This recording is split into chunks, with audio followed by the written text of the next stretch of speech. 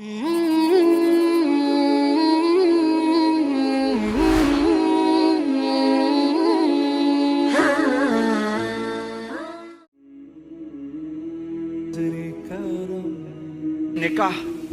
نکاح کا کیا؟ نکاح، فرحان کا نکاح فلاں کی بیٹی کے ساتھ، قبول ہے؟ ہاں جی قبول۔ اور لفظ نکاح کا مطلب کبھی دیکھا کہ نکاح کسے کہتے ہیں؟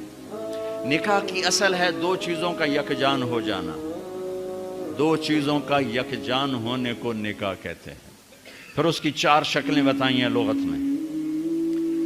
بارش کا زمین میں جذب ہو جانا، ہلکی بارش جس کا زمین میں جذب ہو جانا، بارش کا پانی اور زمین یکجان ہو جائیں، ٹھیک۔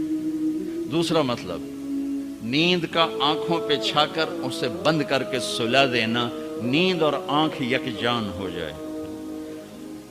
مرد کا عورت پہ اعتماد کرنا اس حد تک کہ دونوں یکجان ہو جائیں۔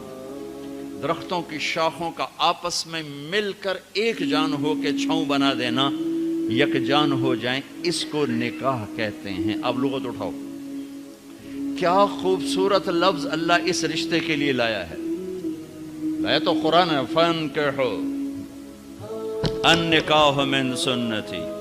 سبحان اللہ، کیا حسن ہے اس کلام کا اور اس لغت کا۔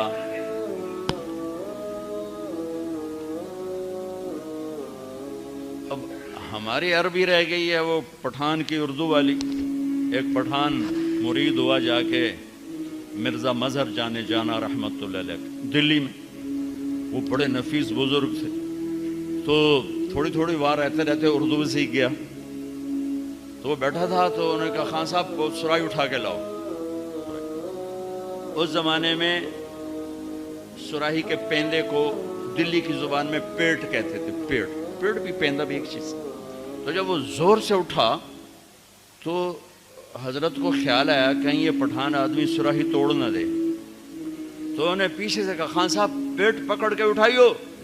تو اس نے ایک ہاتھ سے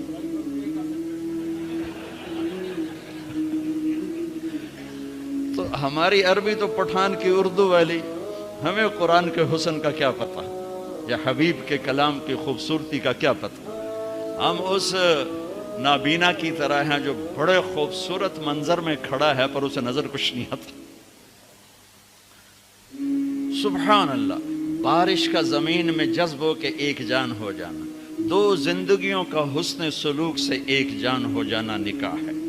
آنکھوں کا نیند میں داخل ہو کر اس کی پلکوں کو جھکا دینا، سلا دینا، یک جان ہو جانا، دو زندگیوں کا آپس میں حسن سلوک ایسا کہ دونوں چین کی نیند سوئیں اور یک جان ہو جانا، ٹھیک ہے۔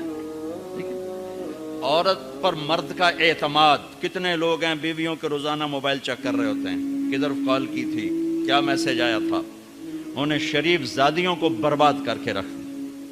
اور کتنی عورتیں ہیں جو اپنے خامدوں کا موبائل ڈھونڈ رہی ہوتی ہیں، وہ سو جاتے ہیں وہ موبائل چیک کرتی ہیں، کہیں کہاں فون کیے، کہاں فون کیے، کیا میسج آئے۔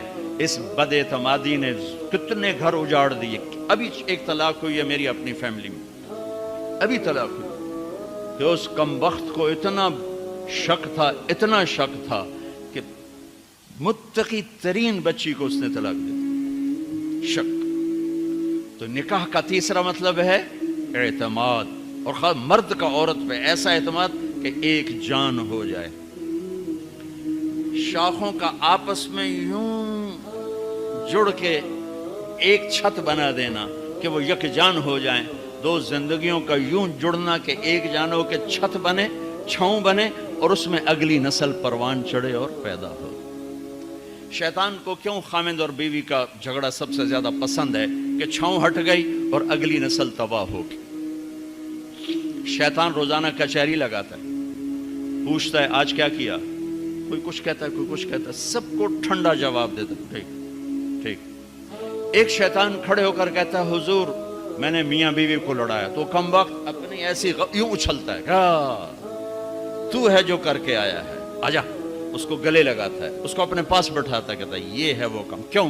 کہ اس نے چھاؤں ہٹا دی، اس نے نیند اجاڑ دی، اس نے بارشوں کو روک دیا۔ کیا ہوگا؟ زمین بنجر، نیندیں برباد، اعتماد ختم، نسل برباد۔